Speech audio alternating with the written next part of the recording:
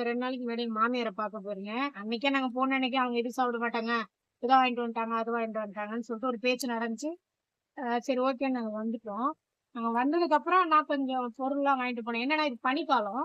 Vaseline moisturiser cream இருக்கு பாருங்க. அது 1, அது ஒரு 2 அப்புறம் இன்னொன்னு இது வந்து பட்டர்ன்னு சொல்லுவாங்க. Coconut butter. அது அவங்களுக்கு கொஞ்சம் கையில அடிபட்டு கட்டு போட்டிருந்தாலும் அதெல்லாம் கொஞ்சம் ரேஷஸ் மாரி இருந்துச்சு.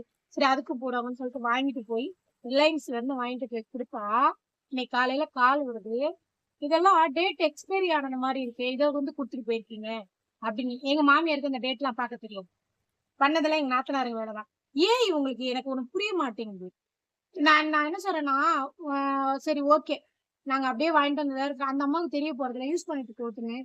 அ அப்படி எப்படிங்க ஒரு கடையில பில்லோட நான் குடுத்துட்டு வரேங்க. பில்லோட போட்டு அதுல ஏன்னா அதுல வந்து அந்த இதெல்லாம் போட்டிருக்கும். அதனால அவங்களுக்கு குடுத்து அவங்க